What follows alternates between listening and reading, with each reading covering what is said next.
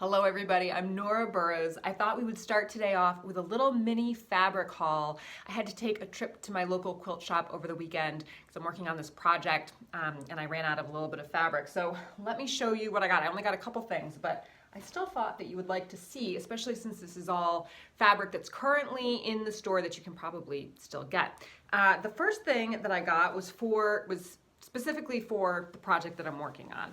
And it's this really cool geometric light blue print. I think it's very Frank Lloyd Wright-ish, and I love this little like pale blue color. It's just beautiful. So this is really fun, and I will show you that project that I'm working on at some point in the near future. The other item I got is also for that project, but I actually didn't need any more of this fabric, but it was on clearance. And I love it. So I got this actually for a future project, even though I'm using it also in a current project. That yellow's like one of my favorites, and with the black and the gray, it's just so cool. Love this so much. So I got some more of that, two more fabrics, and then I also want to show you, over the weekend I was cleaning out my attic and I found a whole bin of fabric that I had acquired secondhand that is very thin. I have some questions about it for you, and I'll show you that fabric as well. But this I also got at the quilt shop. So I love this. The colors are amazing. And I do have a charity quilt I need to make before June. So I was thinking maybe I would use that in the charity quilt. This is the last piece of fabric, and it's actually flannel. I want to make a flannel quilt for my bed at some point. I don't know exactly what it's going to be, but I'm kind of just starting to acquire some flannels that I love. So this is a herringbone. It's this beautiful camel color. So that's what I got at the store. Now my question for you all is about, if you have quilting cottons that are older, a lot of times they get really thin and I'm afraid to use them. Do you still use them on your quilts anyway? Do you end up putting like a lightweight interfacing on them? Because I don't want to use them for other things, like you could use them for bags, or you could use them for placemats, or things that maybe it doesn't matter so much. It's not an heirloom quilt. So let me show you these.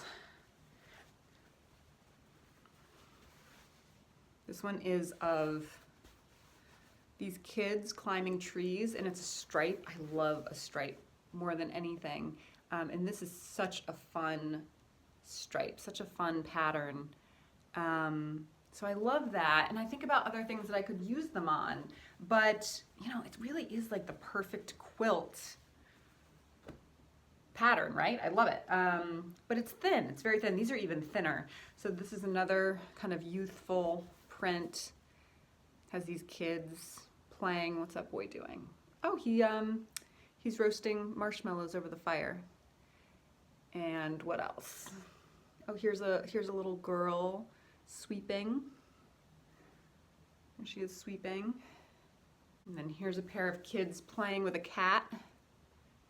So I have this in this color and this color, which would be blue and pink. But again, they're super, super thin, so I just don't know. And then I would love to make this into a quilt for my bedroom. And I don't know how old these prints are or anything, but maybe you recognize some of them. But look at that beauty. Isn't that great? So those grays and the purple and blue, love it. Love, love, love it. And then this one is really cool. This would make like great curtains for a kid's room. I have a lot of this. But look, she's riding like one of those old school bikes. And she's playing in the tree branches. There's a little cat with a balloon. Oh, don't you just love that? And she's walking her little baby doll in the stroller. It's just so adorable. And I have quite a bit of this fabric. So I need to figure out what to do with it. It would be much easier if it was like really good quality cotton. Quilting cotton has just gotten so much better over the years that, you know, it just holds up better. So I don't know, tell me what you think about that. Now I wanted to show you a project that I finished, and this kind of piggybacks a little bit on part of what I was talking about last week with that ridiculous heart pillow. When I had made that heart pillow in that video, the video was called like heart pillow fail or something like that. But when I had cut that heart out, I had cut out 2 other hearts at the same time because I thought I was gonna make 3 pillows. I was like, I'll just do these all at the same time and then I'll have 3 pillows instead of 1. But I ended up making that 1 pillow and it was so bad. So I had these 2 hearts left over, and one of them I appliqued onto a quilt. And after a year, because this was a whole year ago that I made that pillow, after a year I finally finished this quilt. So let me show you that.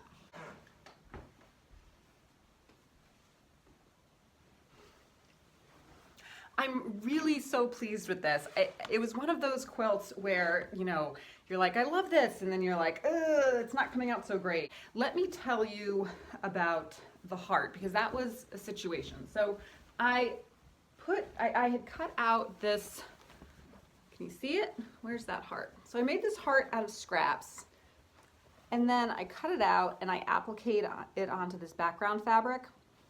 And when I did that, I'll back up in a second so you can see the full quilt. But when I appliqued the heart onto the background fabric, I used some double-sided fusible interfacing. And then that was really pretty much the first time I had appliqued something, so I didn't really know what to do. And I was like, well, let's do a blanket stitch around the edge. And I Googled how to do a blanket stitch, and I did the blanket stitch, and it looked so bad. So I was like, well, I'll just do another blanket stitch. I'll do a double blanket stitch, and the blanket stitches will just all blend in together and it'll look great. So I did the second blanket stitch and it just looked even worse. So I put that big piece of fabric with the heart appliqued on it away, and I was like, I don't know what I'm gonna do with that. And then 2 weeks ago, my guild said that for our show and tell, we were gonna do quilts with hearts on them. I was like, oh my gosh, I'm gonna finish that big, huge heart applique. So I pulled it out, and instead of the blanket stitch, what I ended up doing, as you can see, is I just put this strip of the rickrack around the edge of the heart, and I think that just looks so much better. So once I did that, I was good to go. I think my favorite part of this quilt is these triangles in the corners. And then, as you can see, I also have this appliqued rose. Now, the appliqued rose came from a pattern in a 1977 Quilter's Newsletter magazine, which Quilter's Newsletter magazine doesn't exist anymore, but I got a whole bunch of them from the late 70s and early 80s on eBay, and they're great. I love these magazines. So I was kind of binge reading some of those magazines, and I saw this rose applique thing. After I appliqued it on, and then I made my quilt sandwich, I did stitch in the ditch on my machine along, you know, a ton of these lines, but I did big stitch quilting to kind of define each one of the petals, and I think that worked out really well. So let me back up so that you can see this quilt in all of its glory. It's kind of big. Let's see. See if I can get it in the frame here.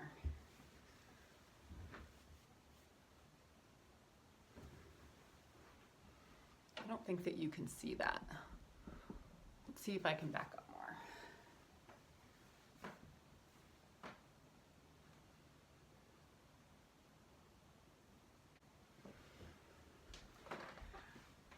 I don't think that you can see that in full, but I will put pictures at the end of this video and then you can see it. But here's the back.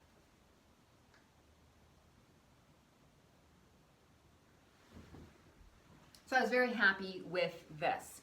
Now, as I mentioned, I had actually made 3 of those hearts. One was that awful pillow, the second one was this one, and then I had a third heart. So let me show you that third heart, and I'm gonna tell you what I'm gonna do with it. Here's the third heart.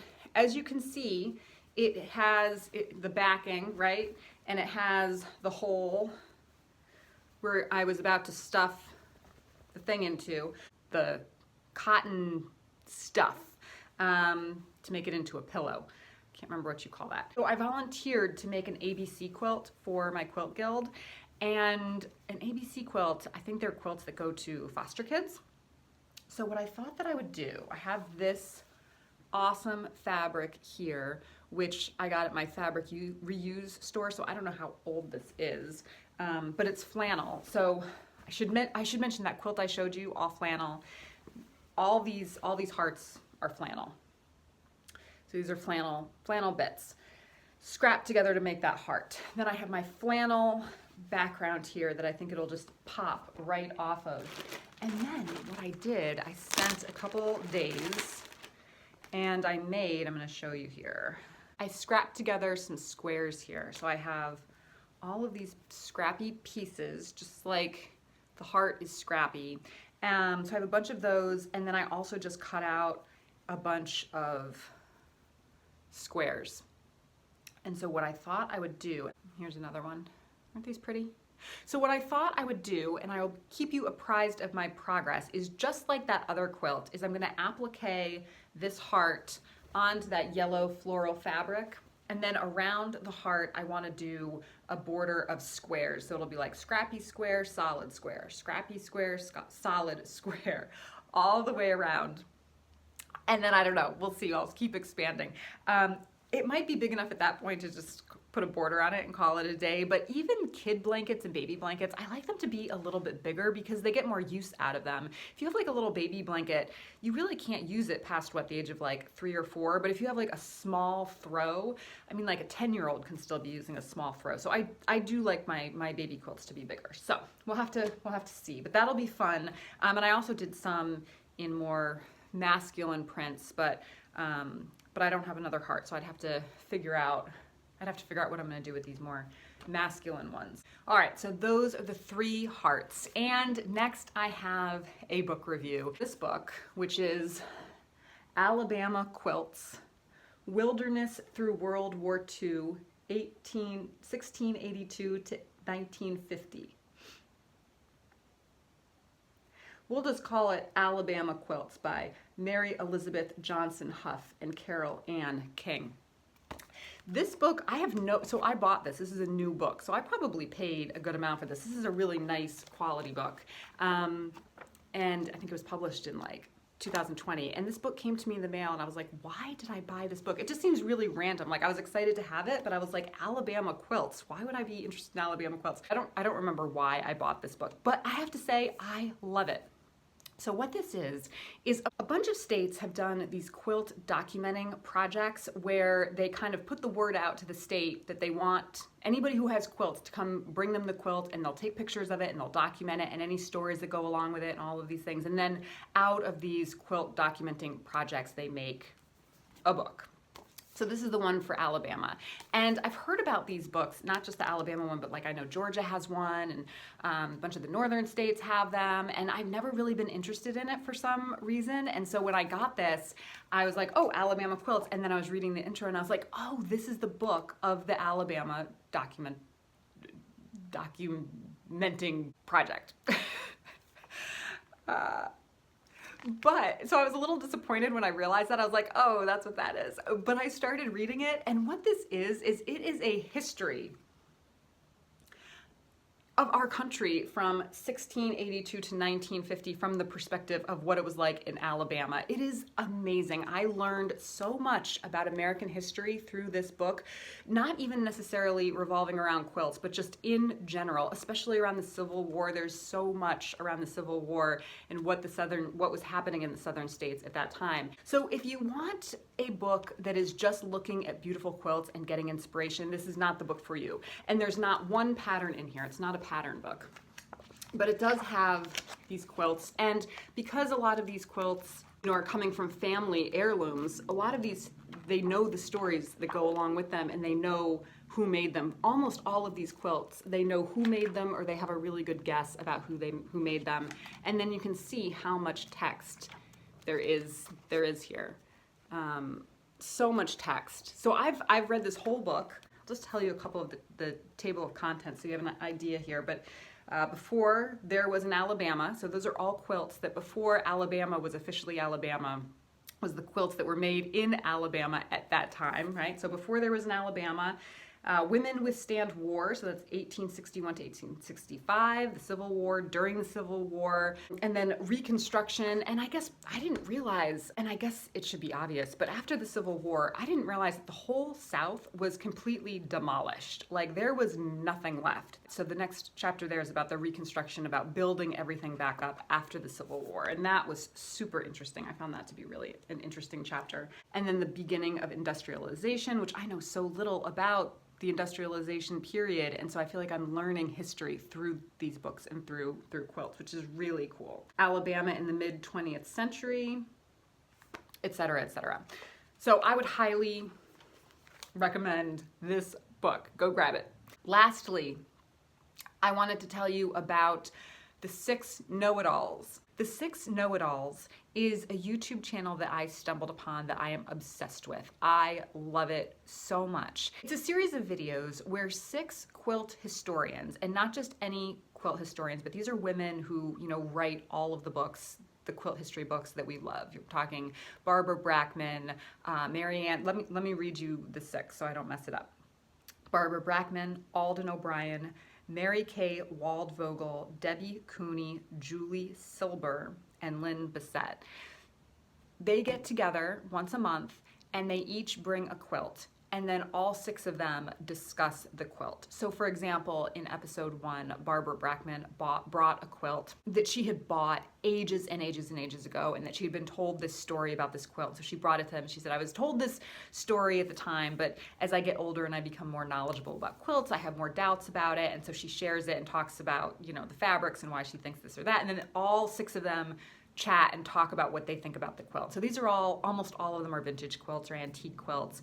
But to hear the professionals talking in such a way, I just have learned so much. The disappointing thing, there are 3 videos, 3 or 4, I think 3, that are like an hour and a half long, and they are so good. After the 3rd one, I started to notice that there was only like a minute and a half. Instead of them being like an hour and a half, they were like 4 minutes. And I was like, what's going on? And you have to pay to see the episodes after episode 3, which I have not done yet because I will, because they're just amazing and I can't not. But I'm in the middle of buying all of these books and reading all these books, so I can't, and they're not cheap, these videos. It's like $12, anywhere between $12 and $15 an episode. And so I'm buying all of these used books on Books for like $5. And so it's hard to justify, you know, I'm getting like this amazing huge book for $5 versus like an hour and a half content for $15. But you should go buy these if you want to, and I will, but just not today. But I think you'll love them. So it's the 6 Know-It-Alls. They bring 6 quilts, and it's great. Thank you so much for joining me. I'm on Instagram. Don't forget to subscribe, and I'll see you next Monday, if not before. Bye.